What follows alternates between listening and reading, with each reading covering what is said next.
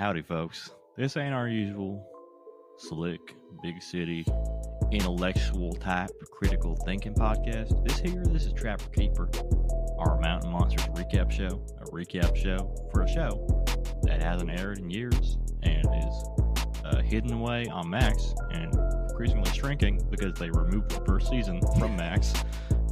So good luck finding it. Good luck. We know where it's at. We can't say on the show. This right here, this episode, Lizard Demon of Wood County.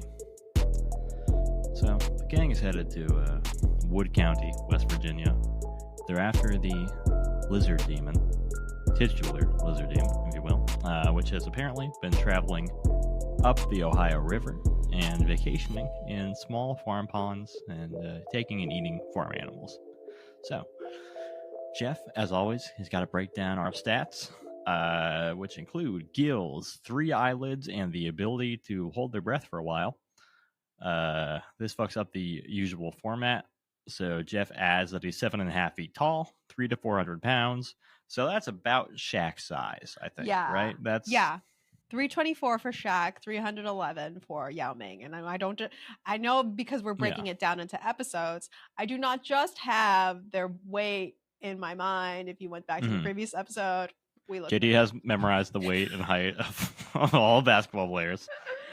Except for the Lakers and the Warriors and the Kings. Except for all California players. Did you? But I'll have you know that Shaq was a Laker for quite a while. That's why I know. Get got. He's got 3 toes and a large middle toe. So that's what you're looking for when we're talking tracks. 3 toes. Jeff's also heard the Lizard Demon is a car chaser, tearing chunks of the cars it catches. This is a little far for Buck, who says, Jeff's getting a little crazy with the stories this time, which you got to agree a little bit. That seems like some hard evidence here. They show a real car at they that show point. footage of a car that has been damaged. I was like, is that evidence or is that just like stock? Is it just West Virginia shit? Like, is it insurance fraud? Did you... Slight tangent here. The people that dressed up as bears in California and like climbed into their car and like tried to pretend that a bear had gotten into their car. What? Did you see that one? No, is that recent? It's recent. It came out like late last year, I think. But it was like they were immediately found out by the insurance because it was very clearly just them in like a bear costume. There's video? There's video. There's video of them. They're pretending it was like a bear attack in a car. It was like a Mercedes to like try to get like insurance money for the car. And they was like very pathetic little scratch marks inside the car that they tried to prove. But then there was also footage of like what's clearly a human like scooting around a car and like pretending to like paw at it. What was the reason? No amount of money. Just for money? Insurance money? I think so, yeah.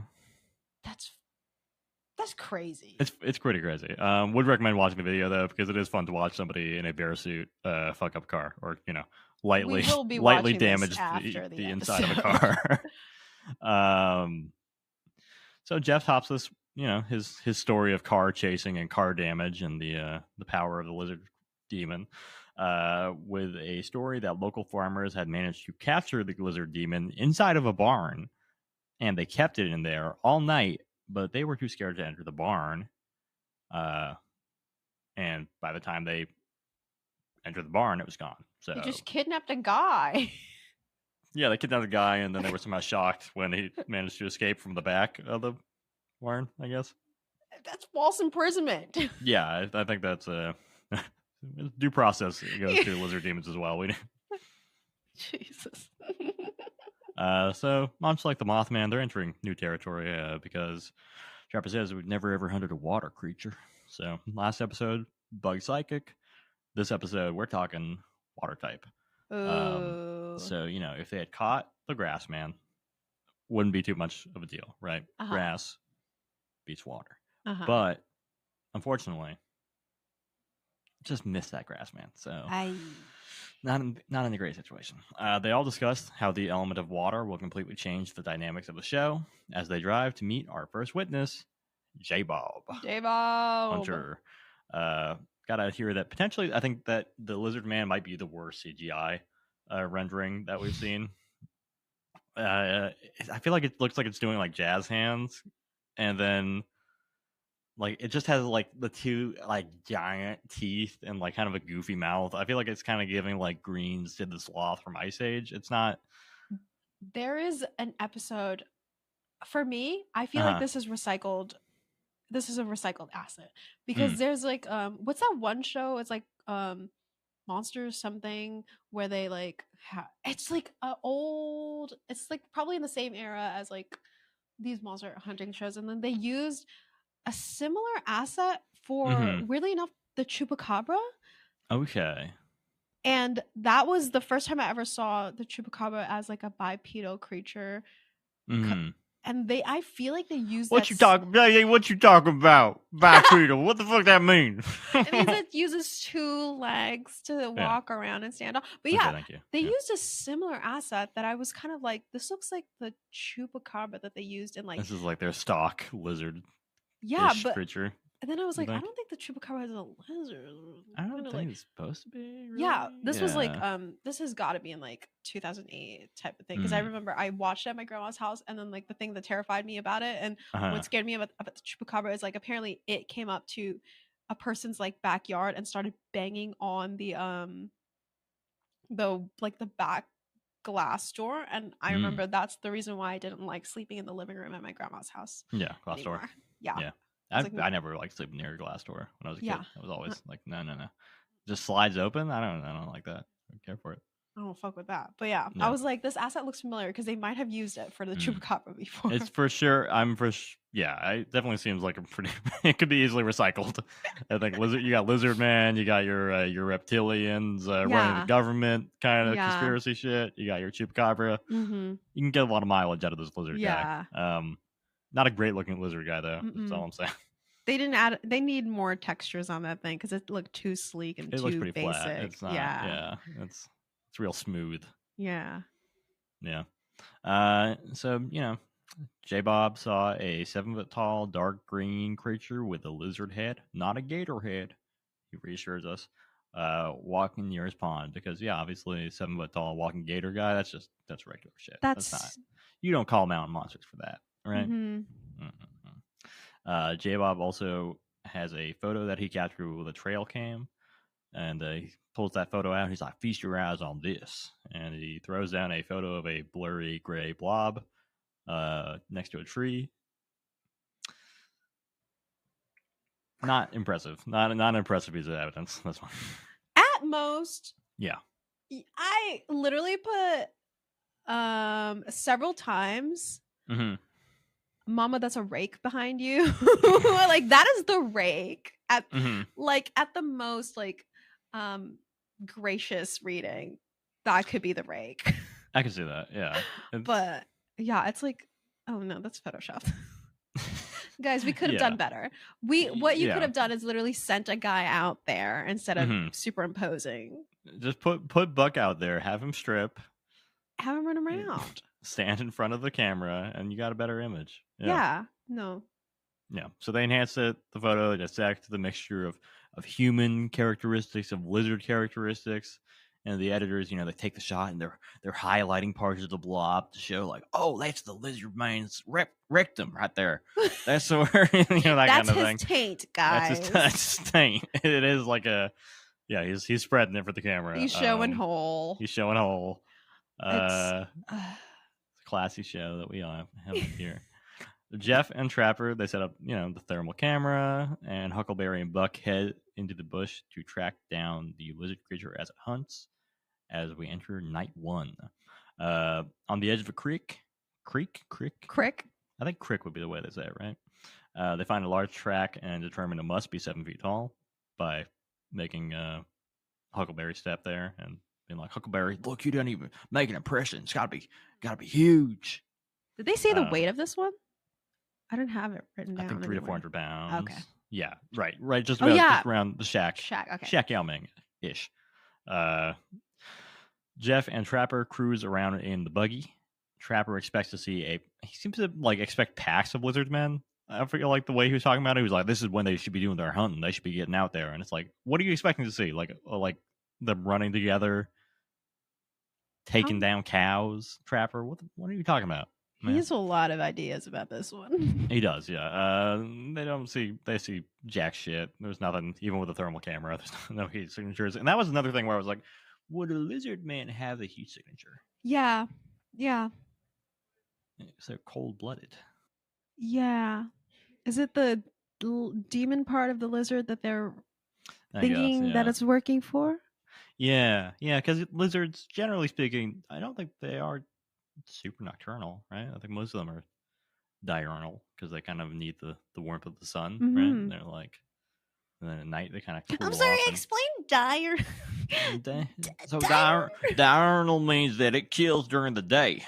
Okay, you got it. You. Yeah. But we got the format. It's the night one hunt. That's what it's got to be. So yeah, they just see some cattle grazing in the field. Exciting stuff. But down by the creek, Huckleberry and Buck investigate a small cave in a rock face, very dangerous place, and suddenly pebbles begin to tumble down towards Huckleberry. Buck realizes that the lizard demon is right above them as a snake hiss plays. Plays? Are you implying that it's not really there? I might be implying that I didn't think there was like an actual like going on at them aggressively, because I don't think they mentioned the sound at all in the in that portion. The Buck radios for backup from Trapper and Jeff, and they realize the lizard demon is running circles around them. Buck and Huckleberry feel like they're being stalked by the creature, and Jeff and Trapper arrive just in time. Trapper, with his strategic mind, says their only hope is to trap the lizard demon in water. Which, again, this is another thing where it's much like the Mothman trap above, where we're like, we have a somewhat electric thing. I'm like, but the lizard demon is like a water creature. You've been saying this whole time. Why would you go after it in the water? That's like fully its element. Yeah. That's like where it's most at home. Maybe it's because this is a water-based creature. They don't know shit about this one. Maybe. Yeah. Or I think it's potentially because of the Buck humiliation ritual that they have planned. They're like, okay, we got to set him up real quick. We got to have someone in water. So they head back to the car with Huckleberry and Buck walking behind the buggy. Willie decides to make I don't know what I was writing there. Something that freestyle jazz. He describes it as an alligator trap. Basically, it's the same mechanics as the devil dog trap. It's just made out of pipe and it goes in the water.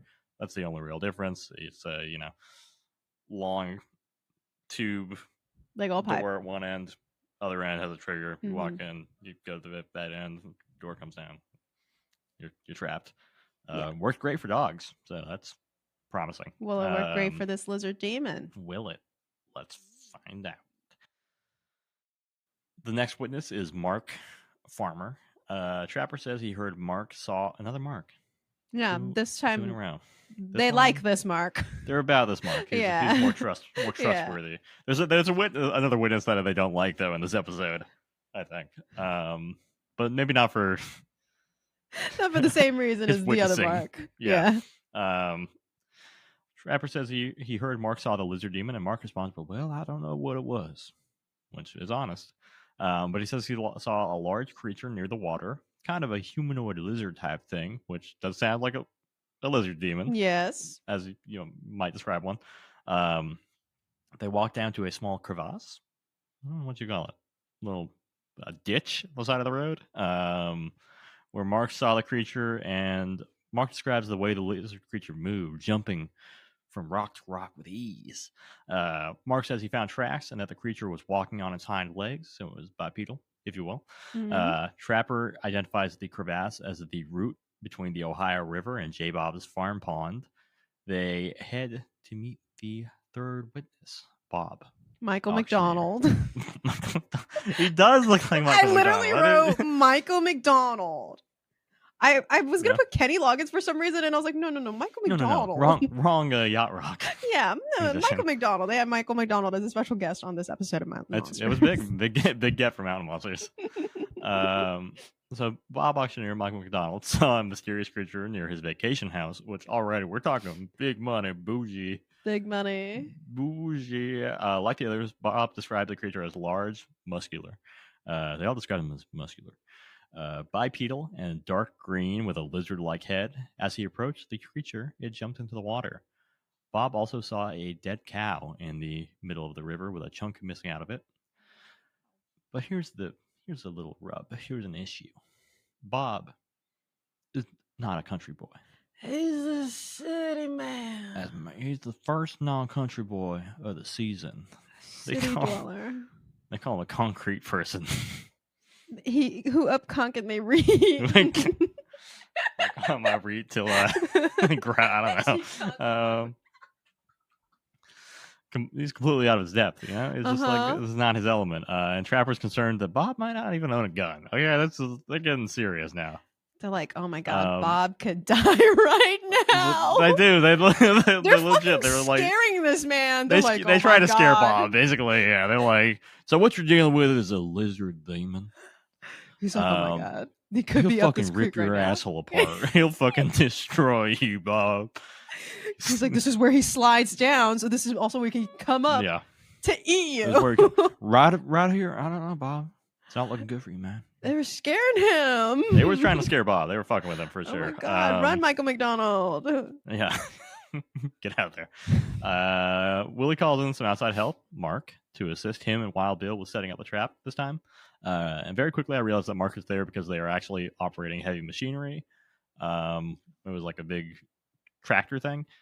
And so they had Mark do all the moving and operating of the machinery. I did not make that connection. Yeah, they didn't. I don't think they wanted to let Wild Bill's amphetamine strength loose on it. So I think they were like, we need to actually have a guy move this pipe. He always says, Wild Bill always says that he's a weapon. So they didn't want to unleash that man on that heavy machinery. No. Well, Wild Bill can lay a lot of things, but pipe is not one of them. No. They tow the trap down into a creek using a boat ramp, which Willie claims is also used by the lizard demon. So I guess that's just the little lizard demon highway. Jesus Christ. Willie has one last trick, a hunk of bait for this episode's buck humiliation ritual. All right. So rather than baiting the trap while it was out of the water, before you put it in, they give the bait, which is a large grocery store chicken, for Buck to crawl into the trap. So Buck partially strips. He removes his pants and bandana, but leaves on his socks, underwear, and shirt. Neon pink socks. His lucky socks. Well, I like it. Mm-hmm.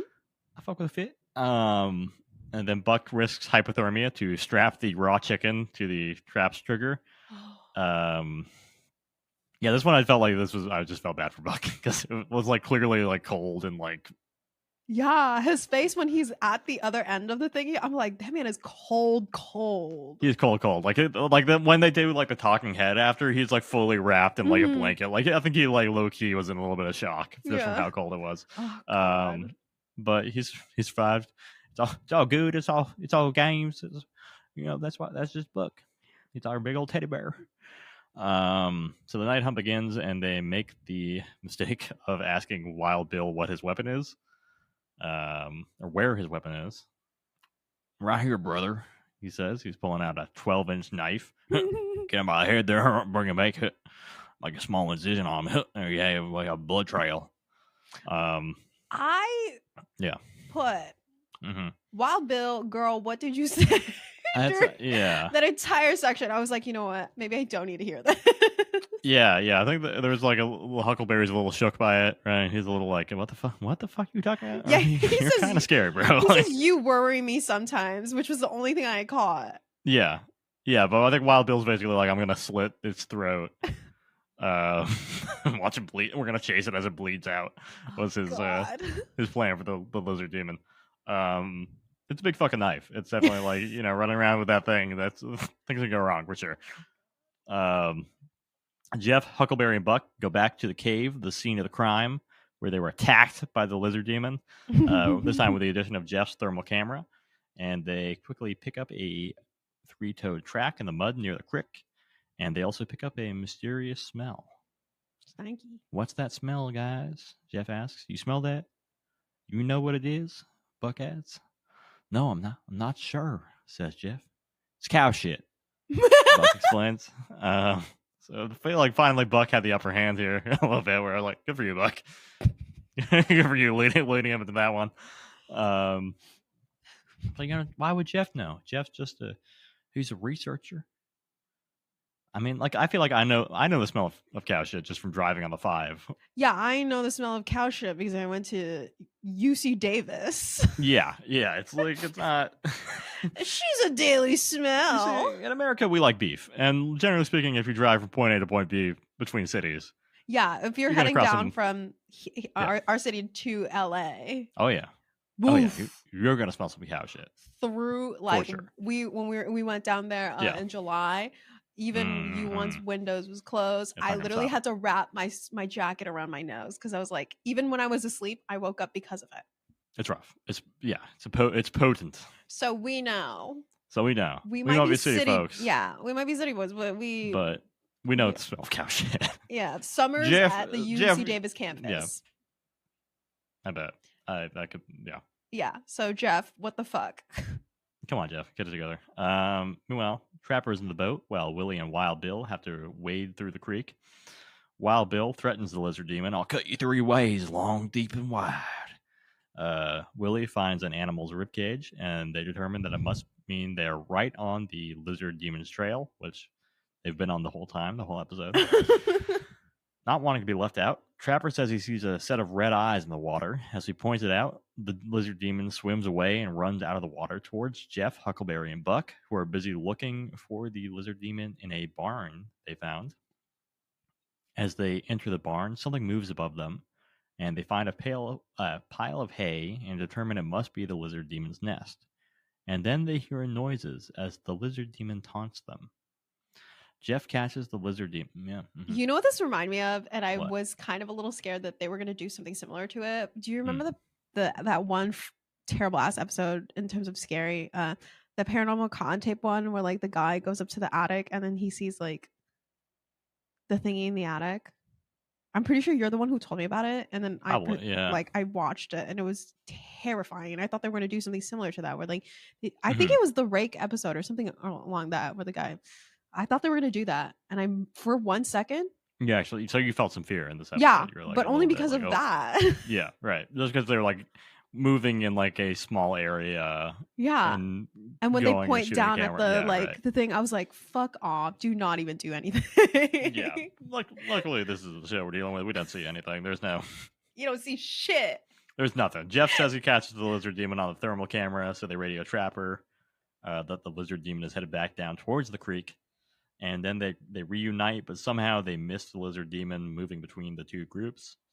Then suddenly they hear a loud metal clanging. So you know what that means. Trap.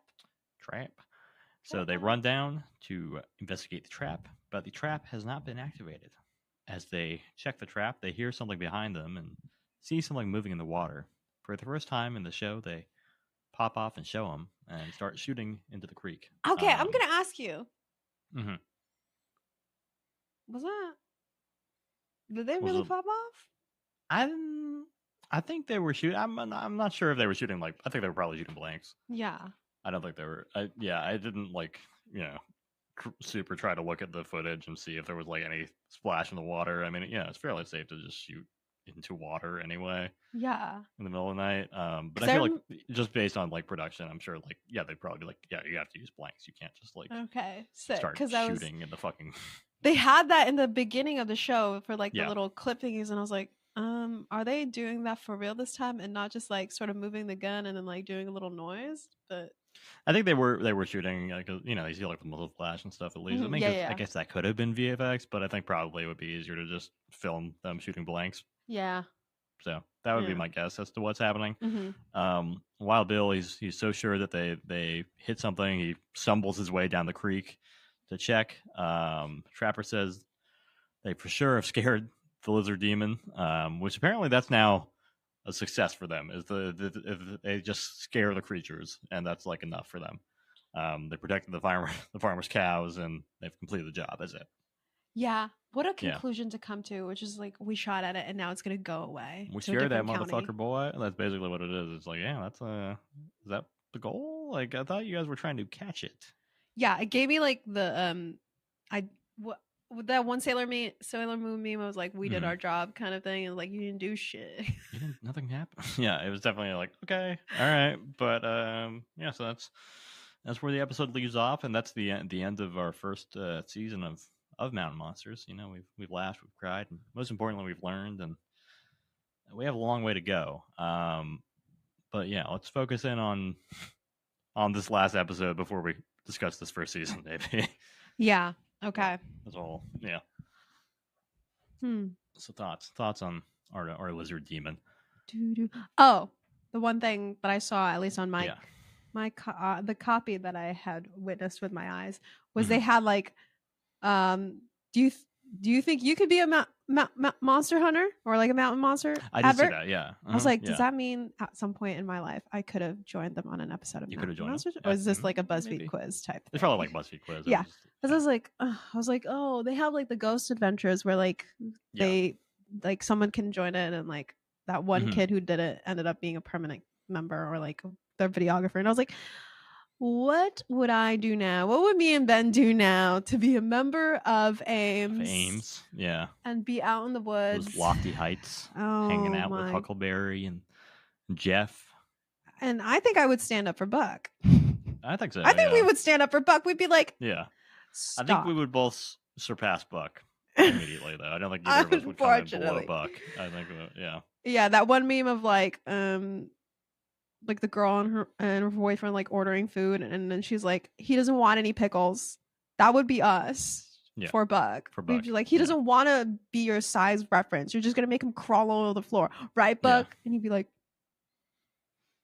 even though we're younger than Buck right now. For sure, we're younger than Buck. We've always been younger than Buck. We've always been. We always will be. I think one thing we were is that we've always been younger than Buck. Yeah. But yeah, that's the one that I noticed a lot. But yeah, they are doing another fantastical type creature.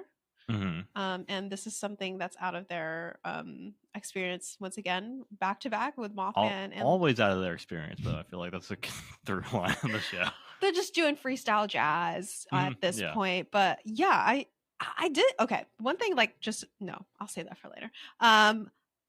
Yeah, I don't know. I thought they were listen, because the Mothman episode played right before this, when I don't know who says that, like, this was during the witness number 2 mark, the mark that they believe. It may have been Trapper who was like, oh, the lizard demon could be watching us right now. I literally I was like, are they gonna do a callback to Mothman, and is Buck still going to be like severely hypnotized by the Mothman, and he's gonna be? I was like, that doesn't seem like something they do this season yet. So far, it's all pretty episodic. There's not really any through lines in the show. So I was like, no, they're not gonna do that so early. And yeah,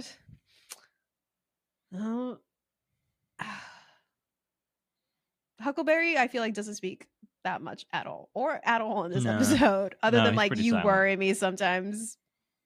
Yeah, I think that they do there's a little Huckleberry Buck banter as they're kind of looking for stuff in the creek the first night, but it wasn't anything like particularly entertaining. I didn't include it. Yeah, he's not a series regular yet, even though he's in the title credits. Yeah, and he's always featured, but he's always pretty quiet. He's definitely like the silent fourth member. Yeah, the group. He's the Ringo of the core Ames team, because I feel like at this point Wild Bill and Willie are kind of like an offshoot where they pop in for the trap stuff, but they're not the ones doing like the interviews. Yeah, they're like witnesses. Yeah, they're there on the hunt nights because they are the ones who know how to operate the traps just in case anything goes wrong. And also Wild Bill is literally exactly. Yeah. I do think that this is the one the most out of all of them that I wouldn't go and partake in. Number one, because I don't know how to swim and I don't know if I can float. So I think I'm already down for the count on this one. The creek looks like it's about, shin deep. So I'm 4'11". Your shin is in a different place than mine, that's brother. Fair. Yeah. Yeah, that's right. My shin is at your head. Yeah, exactly. Yeah. So get it together. I don't know. I was deeply concerned. Like, okay, the lizard demon was not there if it was ever there. I was concerned that like they just had Trapper in like the boat in the middle of the water. It seems while perhaps the lizard demon, if it was there, was like probably zooming around in the water. And I'm like, isn't this a dangerous place to put like the leader of the team? Just he'd be like capsized and lost at sea. I'm like, don't, guys, your leader, like take him out of the water. Maybe he should be in the freaking buggy. Easy to get out. Keep him in the rascal. Keep him in his Yeah. If I was a leader, I'd just be like, yeah, keep me in the little machine so that I can zoom back and forth. Yeah. The mobile base. Yeah. Jeff and Trapper. That's where they should be, both of them. Yeah, Jeff and Trapper, they're the most likely to be buggy stationed, I think. Yeah. I also don't remember what Jeff did in this episode other than, his usual, like, I researched this. It doesn't really do much. Okay. I mean, he's got the thermal camera. Yeah, there's like the part where he like catches, as he says, the lizard monster. I mean, really, it's like that he can see stuff at night is kind of like, I guess that's like all Jeff really has because he has the thermal camera on him. But yeah, he's kind of Jeff. He's not. I'm hoping he'll find his footing because right now he's definitely kind of like a vestigial character. Yeah. He's like, we don't. Oh God. What do you bring to the table other than the infrared camera? Yeah, and like some stats. Yeah, and even this one, he drops the ball, and sometimes it's just like Trapper will say all this shit too, Yeah, and you're just like, well, Trapper can do the like lore part. Yeah, because he's like, anyone else could do the camera holding part. Yeah, Jeff. Maybe we'll see. We're still. We just finished season 1. We just finished 6 episodes. Maybe by the middle of season 2. We'll be like, Jeff, actually, you grew so much, and we maybe take that back. We take it back, Jeff. Yeah. But yeah, okay. So let's use that as a segue. And what do we think reflecting on this first season? Yeah. Like as it like okay, this is like the entry into like the idea and the concept of like mountain monsters. I think it does like because I've already seen like the important episodes or like I've seen the whole show but I remember the important episodes. I think it does have like a pretty decent like a buffet of like what you can expect from monsters. Like you get you get the usual, right? You have the Mothman, the Mothman. Right, the Mothman is the one that's the most, right? Yeah, right. But you get like a sort of like standard like type creatures, but like they're in maybe like what year was this again? 2013, right? This is still fairly new during that time, right? You're still maybe it's like new to hear about the Wampus Beast. Maybe it's new to hear about the Lizard Demon and the Grass Man and all that stuff. So like at that point, you're still getting into them just a little bit. I do think it still stands as like one of the only ones that's like, and we're gonna fucking catch them. That's true. Yeah. Yeah. Because like I feel aggressiveness to them. Yeah, because like even like any of those shows that are like we're gonna kill Bigfoot. Yeah. Or the movies, they're usually like one-offs. Right. Where this is like we're gonna fucking catch all of them. Yeah, we're gonna do 6 seasons of this. Yeah, 6 seasons. We're gonna catch all of them and all that stuff. So I feel like it still stands as like itself. It's unique out there. I think it's got its own vibe to it. And I do think there's definitely like that kind of like riding the duck hunters coattails of like kind of exploitation. We're doing like the redneck thing. We're gonna play that really up. Yeah. But I do think like that's still like something that is unique in the cryptid space. Yeah, quite overall, literally. Who was doing it like nobody?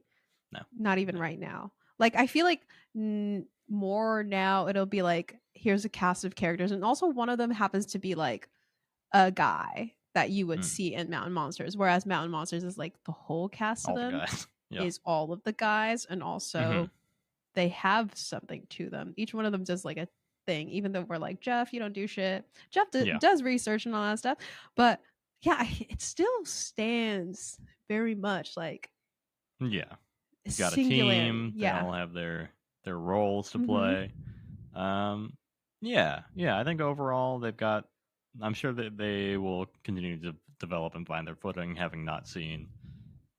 I think I've seen like one other episode from like a later season. Ooh, I'm very excited for you. Yeah, like especially getting the context to like all the bizarreness that I'm so excited for. It's so good. I feel like, to me, from having seen that one episode and knowing a bit about where the show goes, I'm definitely like, I think the Mothman is like maybe the most foundational one. Yes. Yeah. To like the levels and the energy that they're going to bring in terms of like psychic warfare is going to, I think, become a factor, right? Like, yeah, because I feel like this episode is very foundational for like the weirdness of can you please be quiet, phone? It's foundational to the weirdness of Mountain Monsters, because the other stuff is like very like standard like creature type hunting show, and the sort of the interest point of it is like they're all like, ooh, they're all wild men, blah blah blah blah blah. But the Mothman episode is like, get you a little sneak peek of that. Yeah, going head to head with it, like they're locked in battle with a Mothman. Yeah, and it's like, not just like a hunt. Yeah, they're not. It's like, it's that one thing of like, we cannot beat this one because it literally has psychic powers and it like teleports and all that stuff. So I love the weird shit of like Mountain Monsters. Yeah, and I'm very excited for us to get like deeper into that, because I think it's like where they really shine is like, as much as like what that one Bigfoot show, Finding Bigfoot, is like, you're fake and this all blah blah blah. It's very entertaining. Like, yeah, for sure. And you can't overlook the importance of that. Yeah, like, it's hard. Look, the cryptozoology people that are like, we're actually like a research field. It's like, okay, you guys, like, I love what you're doing, and I'd rather watch Mountain Monsters. Yeah, because I think like sometimes you can take yourself a little too seriously in a way that's like, now it's like you're trying a little too hard in terms of like this space of like cryptozoology kind of thing. Because like sometimes Finding Bigfoot did run into that, where they like the moments of entertainment that they did have was like Bobo, something like that. Right. Him being like very funny, like him being friend like of the EP, by the way. What? Yeah. Are you SRS? Yeah, they know each other. Yeah. That's fucking crazy. Yeah, small pond up in Northern California, far north. Yeah. This development is insane. Anyway, I have nothing bad to say about him, because he's literally one of the best parts of Finding Bigfoot is when he does like something strange, or like, because like the other three are so like, I'm so serious about this, or like, I'm the skeptic one of this, because like, yeah, there's some points of that show where you're like, just get over yourself and just have a little fun, because you have to understand that you're still going to be like, yeah, maybe someday we'll find Bigfoot, and not then going to catch.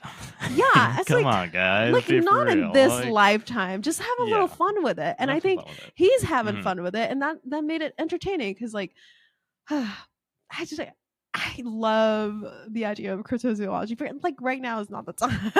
I think not yet. Like, so I really like that about Mountain Monsters, and I think that's why I liked watching it when I was younger.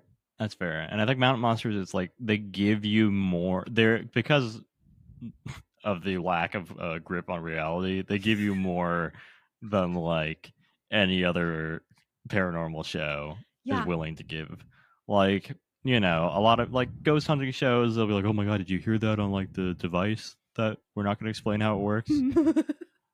Or like, oh my god, oh, did you hear that? Like that, like that kind of shit. Mountain Monsters is like we find footprints every episode. We have footage of the creature every episode. We have like hair from a creature. We have attack. We're being attacked by it, and that's only the first season. Yeah. Too. And they're already like blowing the amount of like evidence out of the water from like every other show. Yeah. Like quite literally the red eyes of the Mothman. Mm-hmm. It's like I don't think anyone has like a photo of I don't think anyone else is willing to like be like, let's insert the Mothman's eyes in multiple shots of this this episode so that people feel like they're being stalked by the Mothman. Yeah. And it's like, no, yeah, let's also literally have a guy who gets hypnotized by the Mothman and then like is constantly terrorized by the Mothman throughout this episode. Mm-hmm. Like that's braveness. I feel like because it's not, once again, it's like so severely not based in reality at some points. They have to think about what's going to be the exciting, fun thing of this episode, right? They're not limited to like the ghost hunting shows where like, the standard idea of a ghost hunting show is there you introduce the problem, you try to solve the problem, you figure out a little bit of the problem, but at the end of the day, you didn't get shit. You got a little thing that goes, Kevin. And then you're like, I think it said devil.